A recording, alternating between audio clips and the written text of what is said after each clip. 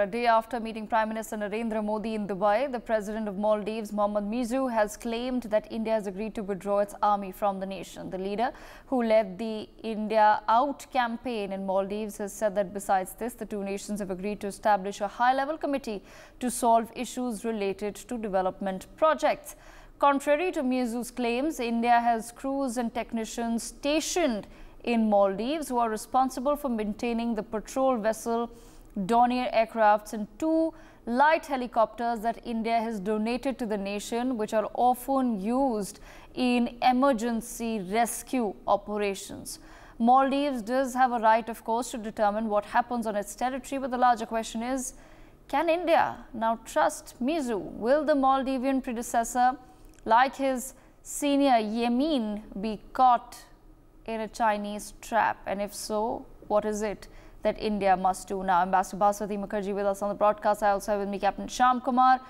We also have with us Major General A.K. Sivach and Gautam Mukherjee. Let me begin with Ambassador Mukherjee. Ambassador Mukherjee, what do you make of these latest developments? India has not yet clarified what exactly happened in the conversation between Mohamed Muizzu and Narendra Modi. However, Muizzu has been very quick to give out a statement and saying that India has decided to withdraw all its troops from the island nation. Well, that is up to him. If he wishes to publicly state without a common write-out confidential conversation he has with the Prime Minister of India in Dubai, that's his choice as President of Maldives. But I think it's important for our viewers to know that the assets, the naval assets that we have in Maldives are also for securing and safeguarding the territorial integrity of Maldives. And they are maintained by our Navy. So when we talk about Maldives asking us to withdraw from their nation, it's almost as if we were there as interlopers. We were there at the express invitation and invite of the predecessor government, and we were maintaining certain naval assets that we have gifted to the government of Maldives, which the government of Maldives had requested the Indian Navy to maintain and to operate in the higher interest of the territorial integrity and security of Maldives. So here the question is that if he is asking us to leave, is he asking us to leave, as we say in English, lock, stock and barrel? That is to say, we leave with all the naval assets that we had generously given as, I presume, a loan or a gift to the Maldivian government. And it raises a larger issue, Devika, as you correctly pointed out, that given the size of our maritime assets and the fact that they are far-flung in the Indian Ocean, given the fact that we have a hostile country, neighboring country, which fortunately is not a great naval power, but it has naval assets which are significant.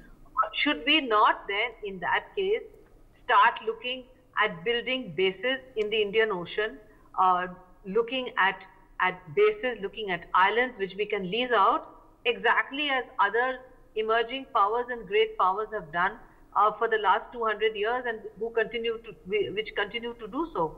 We have to keep this in mind, because we cannot allow our long-term interests to be at the mercy of the Maldivian politics, that one president says please come, another president says please leave. We have to look at our own interests. In that case, we have to lease out islands and build bases exactly as other countries do. Ambassador Mukherjee, yes, that's a great point, but I want to continue. I just want to ask you a follow-up question on that. When you say that we must look at leasing out certain island nations, just as other countries, it's not just China. We also know that the US does the same. When we say that, what then become our options in our immediate neighborhood? Well, in our immediate neighborhood, we should look at bases which we would require if, for instance, there is a naval blockade in the Indo-Pacific or in the South China Sea. We have to look at naval assets which are close enough for the Indian Navy and the Air Force, our armed forces, to operate. We need to go by their judgment, because these are people with immense experience. They would tell us. But for instance, straight away I can tell you that many years ago there was all this huge hue and cry about Diego Garcia. And why was it so? Because it was a very vital naval asset for the West. And similarly, we have to secure our far-flung island areas which need to be secured.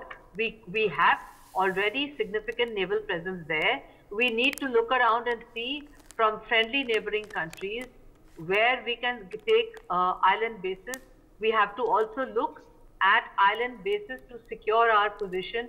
For instance, our ships carrying Indian crews are being attacked by Houthi rebels. Right. So we have to look also at that part of the world and see whether we can have bases over there, or whether we can share bases with our Western allies, shared assets, shared bases, what they have. Maybe we could work out an agreement. This is also not something strange, but certainly these are issues which are best discussed outside the glare of national television. Absolutely. Ambassador Mukherjee, I'll come back to you in just a moment. Captain Shyam Kumar, just your thoughts on what's happened between India and the Maldives, and the fact that, like I said, the Maldives leader has been rather quick to come out and put out a statement on what has happened in his meeting between, with him and the Prime Minister Narendra Modi, whereas India has been tight-lipped. And as, of course, reports and sources say that there are still discussions going on to understand how operations can continue in the Maldives if India were to withdraw its troops. But why do you think he's in such a hurry to give out or set this narrative out to the world that, listen, I've come in and the first thing that I've done is to get India to remove its 80-odd troops from our nation? Very important, and it has many ramifications, as this question has been asked. See, being a very close neighbor, Maldives are important for India. Just 100 kilometers away from the last island of the Lakshadweep and Minicoy. As I've been patrolling in these areas very frequently as warship captain and seen each and every place there, and also when I was on deputation to the Coast Guard, and being a pilot, I've been monitoring the Dornier aircraft utilization as well as the ALH operations in that area. See, the government-to-government policy is very clear that we need to maintain a kind of humanitarian, activities for these islands, whether it is exclusive economic zone of the Maldives Sea, or the search and rescue, or island to island helping people for medical relief, or many kind of requirements by helicopter lift up. We are providing a very good humanitarian aspects as well to win the heart of the citizens of this country. And I think that is how we have remained on this island for very long, and providing all the kind of support. Apart from that, whether it is building of inter-island connectivity, road project, we had some setbacks in the past. We had some delays, and we faulted on our certain approaches where we could not undertake the infrastructure development activities.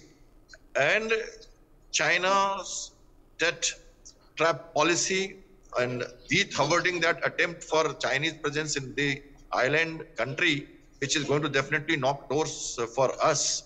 It is very important that we continue to maintain a good relationship, maintain our meager but important presence of military troops in terms of the air elements of Navy and Coast Guard at the island, and continue to do good work with the government-to-government interaction. Having said that, the current development which has happened was appearing to be a pre-election campaign, and a kind of sensitization against certain kind of theme or certain kind of air which was going on at that time. And I feel that the troops, whether there is an urgent need for them to be withdrawn, I don't think it is going to happen. It is a news. It is that approval, because he has promised to the government, the new president has promised to the citizens that it will happen. But to be frank, it is difficult for them to work without these assets that is very, very important and integral to their day-to-day life. So apart from this, if the government is continuing to do goodwill in villages, whether they're just making of school, etc., it is going to further increase our good relationship. And I don't think these troops will be withdrawn in a very quick manner. We have to watch and see this development. Okay, Major General E.K. Sivach, the same question to you, sir. I'd just like to understand from your perspective, why do you think that this is the first major headline moment that Mohamed Muizzu wanted to create about himself? The fact that he's managed to get India to agree to remove its troops, which honestly, when you read the headlines, it does seem a little bit misleading. It seems as though India has stationed troops in Maldives. First, if you could clarify to our viewers as well, what is it that Indian troops in the Maldives are actually there for? Why are we stationed there? You see, first of all, Devika, we have to understand what is the strategic importance of Maldives. You know, Maldives is an Indian Ocean where 70% of international trade passes through. And therefore, Maldives becomes a gateway to Indian Ocean, whether it going from east to west. So, having a presence in Maldives is strategically important for India. And traditionally, the Chinese are always having its bases there. Remember, there are 1,200 islands as far as Maldives is concerned. Out of them, 1,100 islands are only inhabited. And out of that, 12 islands are where the Chinese are working. So therefore, this place, as it is, you know that the Chinese are trying to surround India, starting from Kuwakapu in Myanmar and Coco Island, and then Chittagong port in Bangladesh, Hambantota in Sri Lanka, 3 islands in Maldives, Djibouti in East Africa, and Gwadar. So therefore, the point which comes is that if you want to break this shackles, it is very important that India have its presence in Maldives.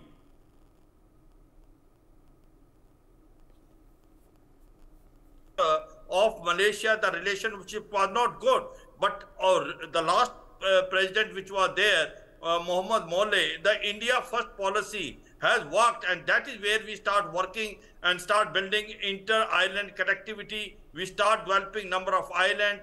We have sent these aircraft and 2 helicopter, Dornier aircraft and 2 helicopter, basically for humanitarian assistance and disaster relief. But the fact was, this was a presence which is required and which we can build up in emergency. What is required? Your eyes and ears were there in Indian Ocean, and that was the requirement of day. And the Chinese will not like the India to stay there, and Chinese have got more stronghold in Maldives. That's an economic cauldron. How come this thing? See, today the economy of Maldives is totally dependent on China. Now, as far as their debt is concerned, it is 110% of the GDP, and 70% of this debt is of the China, and they have to pay $92 million every year. So therefore, the point is that Maldives per force has to do what the Chinese are trying to do, and Chinese will not like the Indian presence in Maldives, and hence this pressure was put. And when Mohamed Muizzu was doing the electioneering, he has promised that if he comes into power, then the Indians military force which is there will be sent back. Now, since he has come in power, now it is catch-22 situation. I fully agree that Indians are not going to come out in haste. We are trying to work out. And let me tell you one thing very clearly, Devika, we must not come out. We must try to now negotiate with Maldives government some or the other, because these assets may look very small, but they give you a considerable strategic advantage by having remain in Indian Ocean, and wherein you can not only build up, but there are eyes and ears. I suppose the work will carry on. We will not come in haste, but otherwise Maldives is playing to the gallery. Maldives is trying to do what the Chinese are dictating to them, and that is where the point comes. And it is not only the strategic asset which is there, also against piracy. You remember what is happening now in basically Israel-Hamas war. The Houthi rebels have become very alert in Mediterranean Sea. They are hijacking the ships and all. So the complete Indian Ocean has a problem of piracy, and hence island like Maldives, where you can have 2-3 islands where you can build up your anti-piracy basically scheme can also come into force. So overall, Maldives is very important for India, and it is a strategic asset. We should not live in hurry. We should try to now negotiate with Maldives government, put a pressure on Mohamed Muizzu. We have also invested heavily in the last Prime Minister's tenure of Mohamed Muizzu. So therefore, what we should do is we should try our all diplomacy, system in war and try to put pressure on Maldives that they agree to keep this force which is still there, and we should not get it in hurry. Okay, Gautam Mukherjee, bringing you into the conversation. When we talk about creating any sort of pressure on the Maldives, how do you think that that can be achieved? Because we've been having this conversation for a very long time, and I keep try to reiterate the same point, wherein the connect that we now establish with any nation going forward needs to depend on not simply a leader-to-leader connection, because as Ambassador Mukherjee also pointed out, that you can't always be at the mercy of the next leader that comes in and whether they're going to be pro-China or pro-India. We've seen that happen in Sri Lanka, and Sri Lanka's met a rather disastrous fate due to that. So how do we ensure that going forward, the sort of developmental projects that we're taking on and the sort of money that we're pumping in to nations such as the Maldives, that they become independent of the leadership that comes in? Well, if you remember, they had a China-leaning president before who was deposed. Then a India-leaning leader came in. Prior to that, most of the leaders were India-leaning. Now you talk of pressure. One is, of course, gentle, diplomatic, prolonged negotiations from India onto the P's and Q's of how this could be accomplished without compromising either Maldivian interests or ours. Second, looking at the security of Indian investments that have been made there, which were done with a several years horizon in mind. Now, we cannot possibly jeopardize those unless we are adequately compensated. And this $7 billion economy is in no position to do so. Third, we are a member of Quad, and to the Quad, the Indian Ocean is of immense importance. So we can certainly probably organize a broader persuasion from some of the other countries of the West and Japan on this matter. And fourth, we have to, probably ramp this up in terms of the media, as you are doing, which shows that this particular president wants to be a Chinese puppet, which is not in the best interests of the Maldivians, and the Maldivian opposition should be persuaded to become more vocal on this.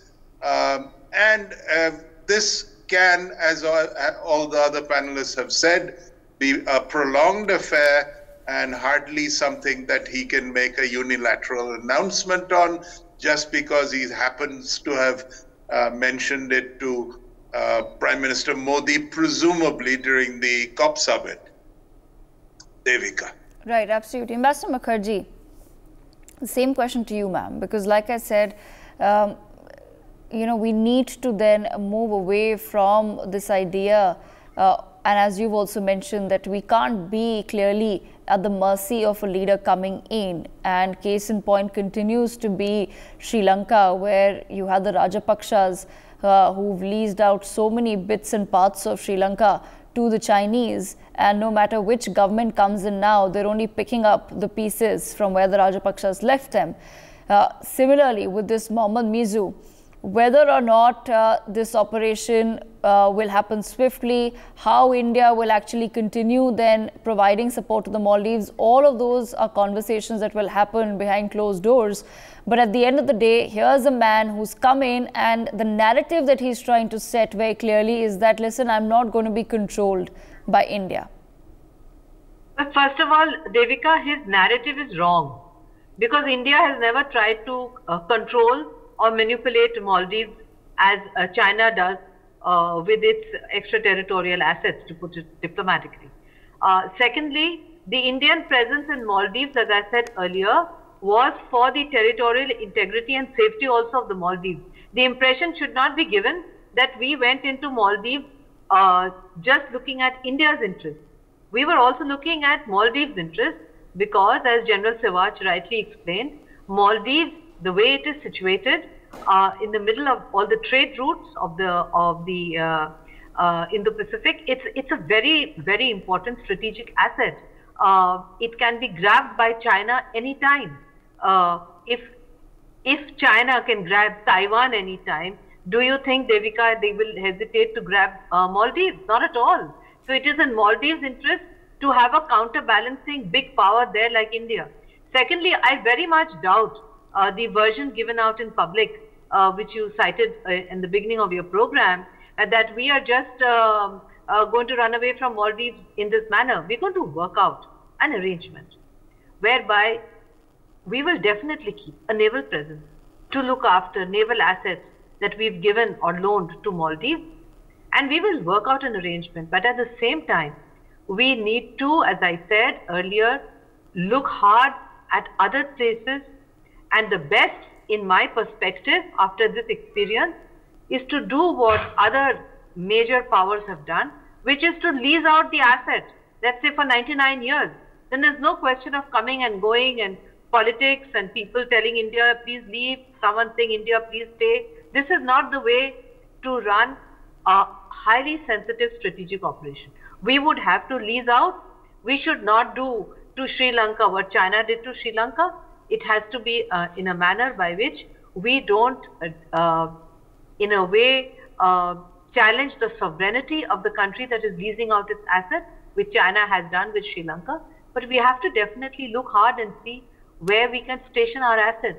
And I am confident that we are not going to leave all our assets and leave Maldives in this manner, as the new president is saying. We are going to work out an arrangement. He may be saying all this, Devika, because he made some tall stories and tall claims before he got elected, and now maybe he is under pressure to claim that he's managed to get India out. Where was India? India was actually looking after Maldivian assets. So I think there will be some rethinking here, Devika. There will be very different noises coming in a little while when we've done some quiet talking, straight talking behind closed doors with them. But as I said earlier, we must look at other assets, because our Navy, which is now getting a third aircraft carrier, we are already a major presence in the Indian Ocean. We need to look at bases. We need to understand that we are not just a continental power like the Chinese. We always have been a great maritime power, and we have to ensure we are a great maritime power, because the danger to Indian sovereignty comes not just from the line of actual control, but it's there in the Indo-Pacific. So we have to develop our assets in a manner that we are a great maritime power with bases all over the Indian Ocean. There we go. All right, Ambassador Mukherjee, I will come back to you. Captain Shyamkumar, I just have a few minutes left now, so I'll leave the last words with Captain Shyamkumar and E.K. Sewach. Captain Shyamkumar, beginning with you, sir. What do you think there need to be India's next steps? Because like I said, we've been rather tight-lipped right now about these developments, but should we then maintain the same and not go about making any sort of statements to the public and manage this diplomatically? Yes, very much, very much. That's what I want to tell the audience and the world.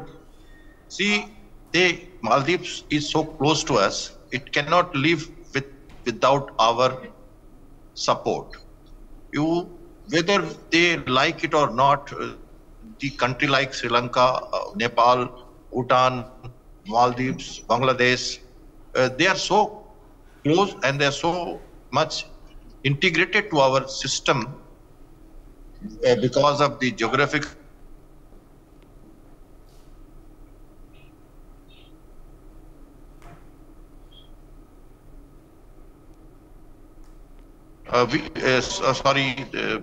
So I say that it is important that because of geographical location of these countries like Bhutan, Nepal, Bangladesh or Maldives, they are so integral to our system, and without the support they cannot survive.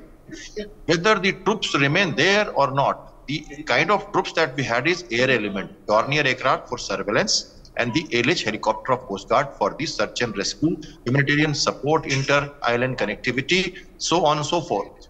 So, despite the requirement of the troops coming out, which I'm saying that is not going to happen in a hurry, the Dornier aircraft as such keeps a very high visual in and around Maldives areas. Our P-8 aircraft and Dorniers continue carrying out vigilance. As I said as WhatsApp captain, I was always around these islands, protecting our areas of interest in Minicoy, which is closest to these islands, and all the other islands which are around us. So the presence of our ships are going to be there to protect the sea lanes of communication in 8-degree channel, etc. And the government or to government support to win the heart of the people will be surely going to affect our relationship, which is going to play onto the minds of the government, the people, and the troops. We should not talk it as a troop because there has been a rotation. People have been coming back, and I must tell you, the flying which takes place in Maldives is with the clear authority. There is authority. Requisition is placed by the government. It is signed clear by the air defense people, and then there is a person who also generally goes in the aircraft from Maldivian sites. And when we carry out operations, there is a civilian presence or the military presence of the Maldives government during the operations also. So there is a clear laid-down policy. I have been party to all this. Apart from that, I would not like to say much about these things, but these are not troops. They are specific aircrew, pilots, observers, and the engineers and the ground crew for maintenance of aircraft. These are the only people who are there. Apart from that, so much of civil government infrastructure facilities which is building up. You know, we are even making lampposts for them. Education, hubs, school, colleges. We must thrust on them and continue to do that, so that we continue to win the heart of the people and maintain a good relation with it. We are not in a hurry. I don't think troops are going to be away. Even if they are away, there will be a proper vigilance around the islands, and we will continue to hold the regimes of Indian Oceanic region as we do in the past. Okay, Major General A.K. Savaj, I have 30 seconds, leaving 30 seconds to you.